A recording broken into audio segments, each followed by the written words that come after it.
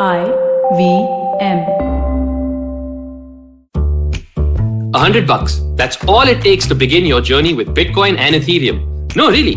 With CoinSwitch, you can start investing in over 100 cryptocurrencies with just 100 rupees.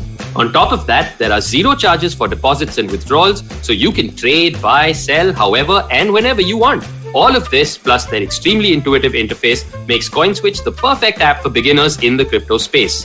But don't take my word for it. Just download CoinSwitch for free and try it out for yourself. If you'd like more information on cryptocurrencies, tune into A Show About Crypto with me, Rohan Joshi, my new adventure on IVM Podcasts. CoinSwitch, kuch to badlega.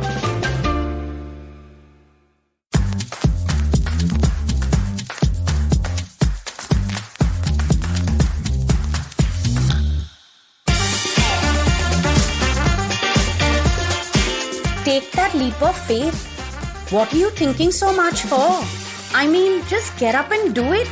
How many times have you had people repeat these words to you while you're sitting there, biting your nails, shaking your leg, trying to get your racing heart to just calm down and trying to get that overthinking mind of yours to stop screaming that you're going to fail. It's just going to happen. You're never going to be able to do this. Failure, failure, ha ha.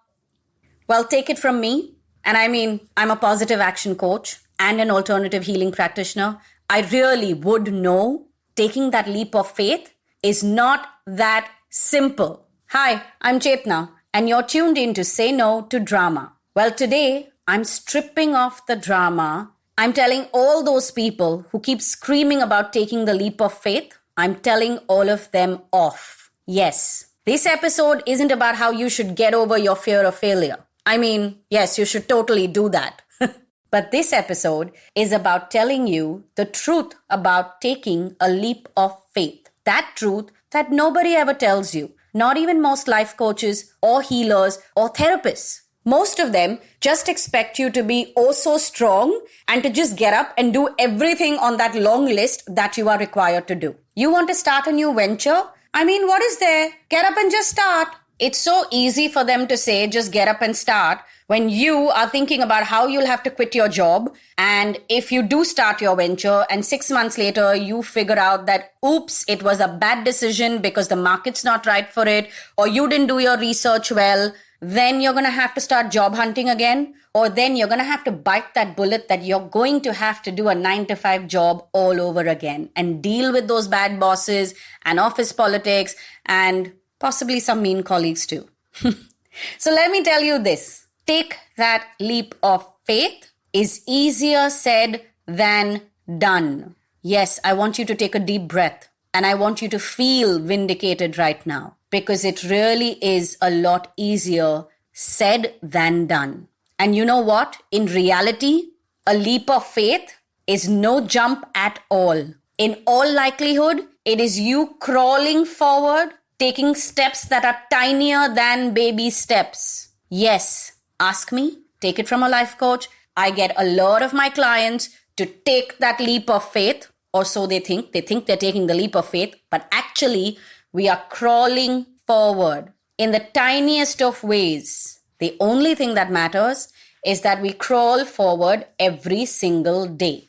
Let me take the example of you wanting to quit your job and wanting to start something of your own. Well, the first crawling movement is to figure out what exactly do you want to do.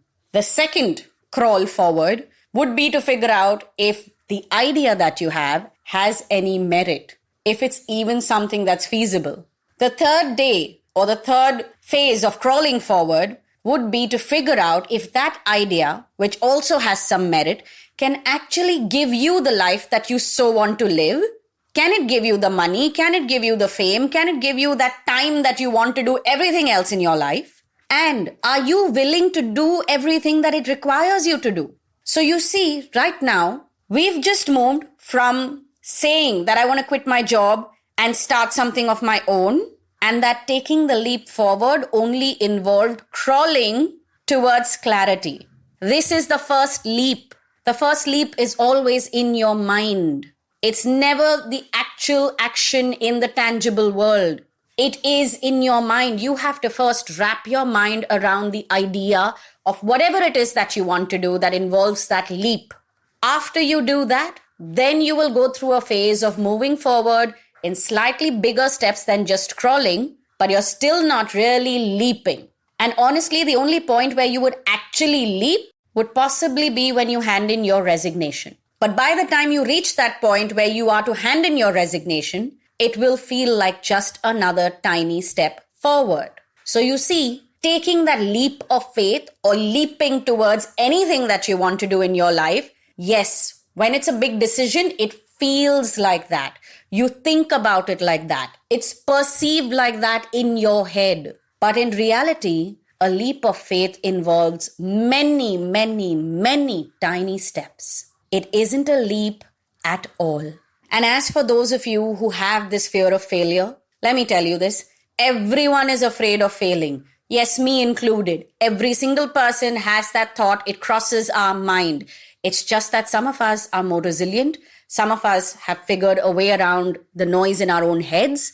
And some of us have taken help. However, when you have to take a big decision, which involves what the world would call a leap of faith, and you end up doing these tiny, tiny, tiny actions and moving towards your goal slowly and steadily, one day at a time, or 1 week at a time, or 1 month at a time for that matter, you also deal with your fear of failure and all those reasons why you would fail slowly, steadily, one piece at a time. So by the time you reach that point where you have to hand in that resignation, for example, if I go by the previous example that I was using, yes, you will still be afraid in that moment when you're giving in your papers. Do not be fooled. Do not assume that you will not be afraid. No matter how sure you are of what you are going to do, there will always be some amount of fear, and that is normal. It is supposed to be there. It is there to make sure that you are double checking everything and that you are truly committed to whatever it is that you are going to do from here on. Guys, your fear is not your enemy. It's not some irritating kid who's there just to poke you and harrow you. It has a purpose. It's a messenger. It's telling you something. It's making sure that you're double checking things. It's making sure that you are committed. It's making sure that you build your conviction. Just because it's uneasy does not mean that it's not needed or that it's useless. Quite the contrary, okay? So yes, by the time you take all those tiny steps, which involve a leap of faith, you would have dealt with a lot of fears. And even though you are afraid, you will still have the courage to hand in your papers and get on with your choices. Taking a leap of faith does not mean that you are this bold person and this extremely lucky person who after that leap is not going to feel anything uncomfortable. In all probability, after you take that leap, you're going to feel restless. You're going to feel a huge amount of doubt. You're going to question yourself after that moment for many days to come, till whatever you have decided to do, till that phase of your life doesn't start to settle down, till you don't start feeling comfortable in that new reality that you have chosen. So please understand that the leap has to be taken in your mind and in your heart. In the tangible physical world, it's more like crawling forward. If anybody who is tuned in right now needs to take a leap of faith, get in touch with me, book a consult call, and maybe in those 60 minutes, I can give you a plan that will show you exactly how you can crawl forward and reach your goal.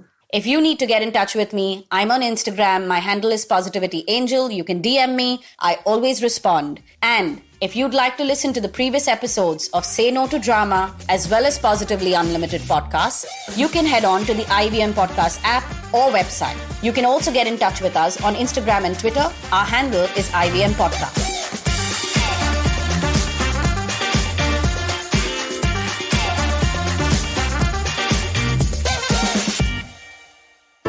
Hey everybody, it's been a great week on the IVM Podcast Network. On FinTalks at Bob World, hosted by Akhil Handa, the Chief Digital Officer at Bank of Baroda, he talks to Vinay Bagri, co-founder and CEO at Neo. They discuss the neobank revolution in India. Really interesting conversation. Do check that out. On The Longest Constitution, Priya sheds light on how the illegality of sex work was challenged in court under the right to practice trade. On Smarter with Sid, we look at why Siddharth thinks mise en play is an important concept and what we can learn from it. On Agla Station Adulthood, join Ritasha and Ayushi as they talk about how decision-making is such a humongous task and how we can and organized thoughts to take better decisions. Do follow us on social media. We're IVM Podcast on Twitter, Facebook, Instagram, and LinkedIn. And remember, if you're enjoying this show or any other show for that matter, please do tell a friend. And finally, we'd like to thank our sponsors on the network this week, Cred, Bank of Baroda, Quarter, CoinSwitch, Kuber, and Inter. We appreciate the support.